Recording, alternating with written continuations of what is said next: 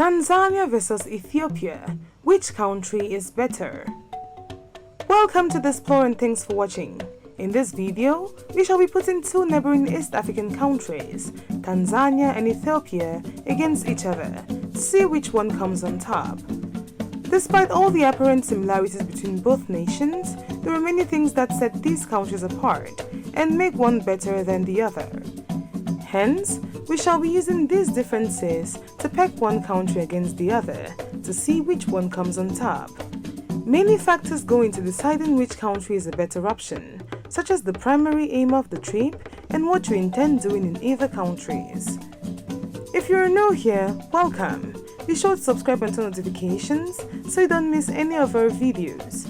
The first country in this battle is Tanzania, a country in East Africa within the African Great Lakes region, and the country which has the bragging rights to have Africa's highest mountain, Mount Kilimanjaro. Ethiopia in the Horn of Africa is the second most populous country in Africa after Nigeria, as well as the 12th most populous country in the world. In order to pick a winner for this battle, we will have a breakdown of the demographic, socio-economic and political scenes in these countries. But first, let us look at their geography. Geography. At 947,303 square kilometers, Tanzania is the 13th largest country in Africa and the 31st largest in the world, with an Indian Ocean coastline approximately 1,424 kilometers long. It also incorporates several offshore islands, including Unguja or Zanzibar, Pemba, and Mafia. The country is the site of Africa's highest and lowest point, Mount Kilimanjaro at 5,895 meters above sea level, and the floor of Lake Tanganyika at 1,471 meters below sea level respectively. To the north and west lie Lake Victoria, Africa's largest lake, and Lake Tanganyika, the continent's deepest lake, known for its unique species of fish, while to the southwest lies Lake Nyasa. Kalambo Falls in the southwestern region of Rukwa is the second highest uninterrupted waterfall in Africa, and the Menai Bay Conservation Area is Zanzibar's largest marine protected area. Annual temperature in Tanzania is 20 degrees Celsius, but climate change is impacting agriculture, water resources, health, and energy in Tanzania. But this is nowhere close to how much damage it is doing to landlocked Ethiopia, which is highly vulnerable to many of the effects of climate change, threatening food security and the agriculture-based economy. Since April 2019, Ethiopian Prime Minister Abiy Ahmed has promoted Beautifying Sheger, a $1 billion development project that aims to reduce the negative effects of climate change, among other things, in the capital city of Addis Ababa. At 1,104,300 kilometers square, Ethiopia is a complex of mountains and dissected plateaus, divided by the Great Rift Valley and surrounded by lowlands, steppes, or semi-desert. The predominant climate type is tropical monsoon, with wide topographic induced variation, and the average annual temperature is 25 degrees Celsius. Geographically, Ethiopia is a country at a disadvantage compared to Tanzania, given Ethiopia is landlocked and also its harsh climatic conditions compared to Tanzania's. Demography. With a population of about 58 million people as of 2021, the population distribution in Tanzania is uneven. The population density of Tanzania is 67 per kilometer square, but density varies from 12 per kilometer square in the Katavi region to 3,133 per kilometer square in Dar es Salaam region. With a population that is approximately 99% of Tanzanian descent, with about 125 ethnic groups, the Sukuma, Nyamwezi, Chaga and Haya peoples are the most populous. Tanzania has a high fertility of about 4.8 births per woman, with child mortality rate at about 62 per thousand births. Official statistics on religion are unavailable because religious surveys were eliminated from government census reports after 1967 but Tanzania is dominated by Christians and Muslims. More than 100 languages are spoken in Tanzania, making it the most linguistically diverse country in East Africa. But the official languages are Swahili and English. The literacy rate in Tanzania is about 77.89% as of 2021, while life expectancy at birth is 65.77 years. Ethiopia's population is 116.4 million in 2021, with a population growth rate which is among the top 10 countries in the world, forecasted to grow to over 210 million by 2060. The population density is 106.74 persons per kilometer square, and life expectancy is improved at 67.07 years as of 2021. The highly diverse population has over 80 different ethnic groups who speak over 90 individual languages, with Amharic as Ethiopia's working language since the 12th century. Although now one of the 5 official languages of Ethiopia, together with Oromo, Somali, Afar, and Tigrinya, until 2020, Amharic was the only Ethiopian official language. Ethiopia is mostly Christian and Muslim, and the large Muslim population in the northern Afar region has resulted in the Muslim separatist movement called the Islamic State of Afaria. Although the literacy rate is just 5.77%, the brain drain associated with globalization is set to affect the country, with many educated professionals leaving Ethiopia for better economic opportunities in the West. In terms of demography, both countries have equal advantages and disadvantages on several aspects, hence it's a tie for this aspect. Biodiversity. Given both countries' tourism industry is based mostly on their biodiversity, it is important that we look at this aspect too. Tanzania contains around 20% of the species of Africa's enormous warm-blooded animal populace, found over its 21 national parks, reserves, 1 conservation area, and 3 submarine parks. Tanzania is highly biodiverse and contains a wide variety of animal habitats, like Tanzania's Serengeti Plain. Tanzania is home to about 130 amphibians and over 275 reptile species, many of them strictly endemic and included in the International Union for Conservation of Nature's Red List of countries. Tanzania has the largest lion population in the world. Ethiopia has 31 endemic species of mammals, including the African wild dog. Ethiopia is a global center of avian diversity with over 856 bird species, where 20 are endemic and 16 species endangered or critically endangered. A 17-year-long civil war, along with severe drought, have negatively affected Ethiopia's environmental conditions, leading to even greater habitat degradation.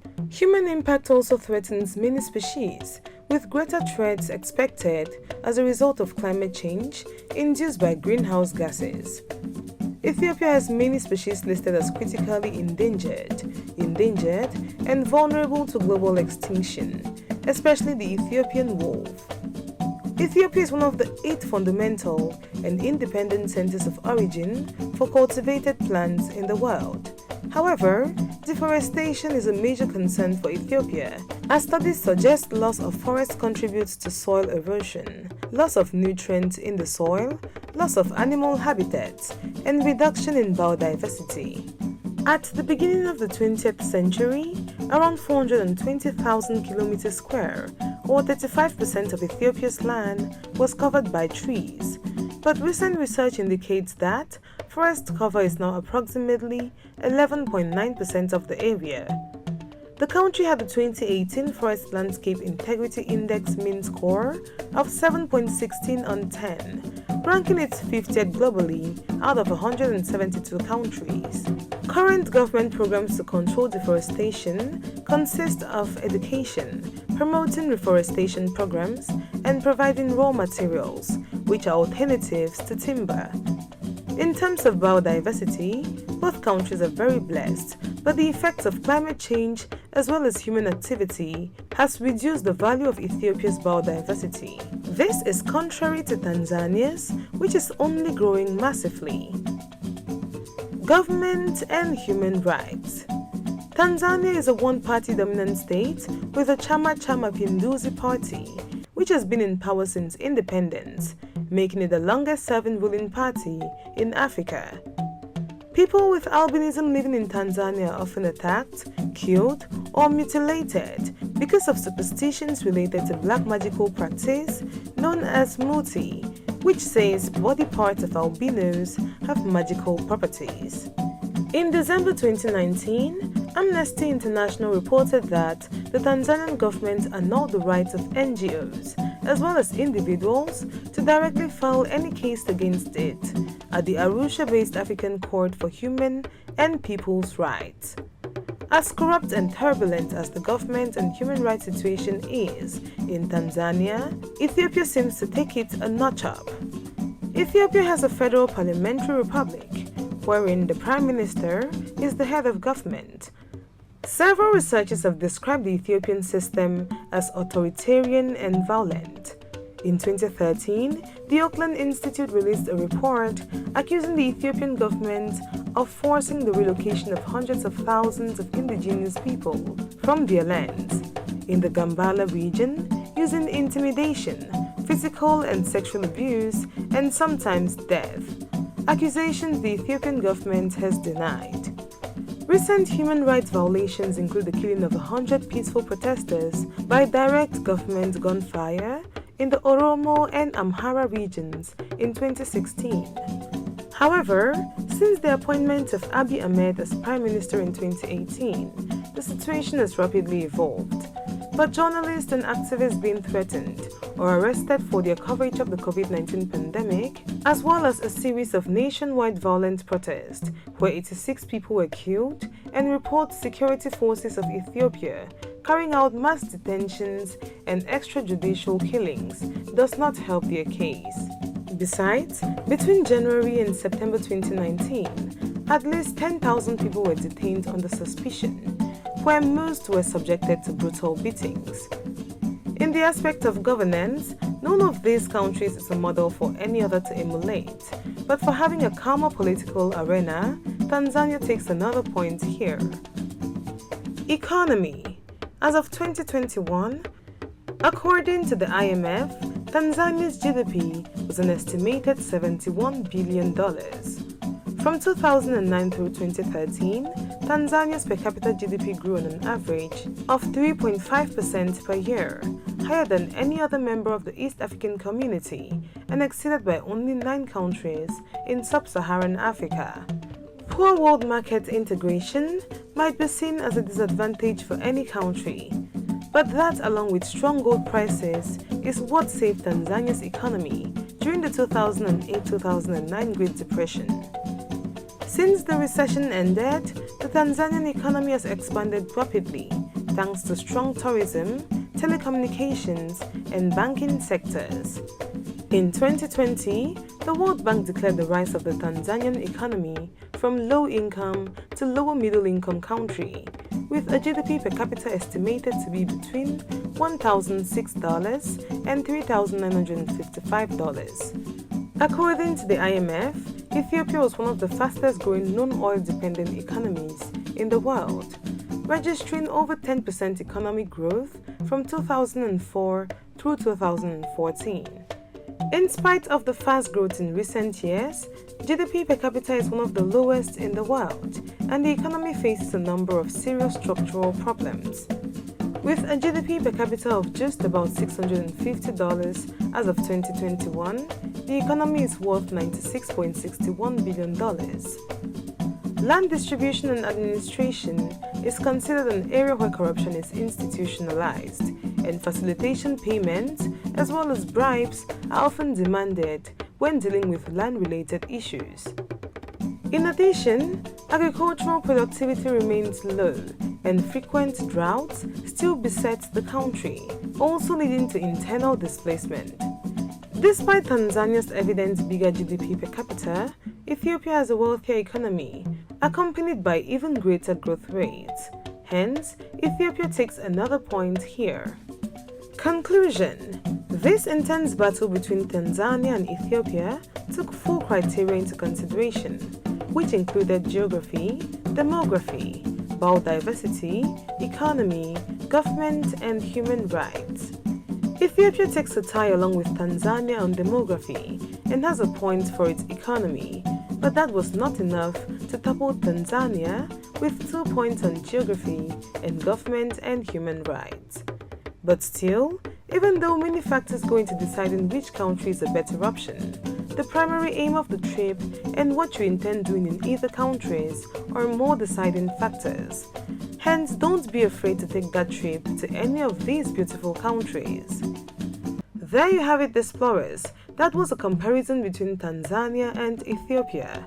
Thanks for watching this video, and if you did enjoy the video, do all to give it a thumbs up. Do not forget to subscribe and share with your friends.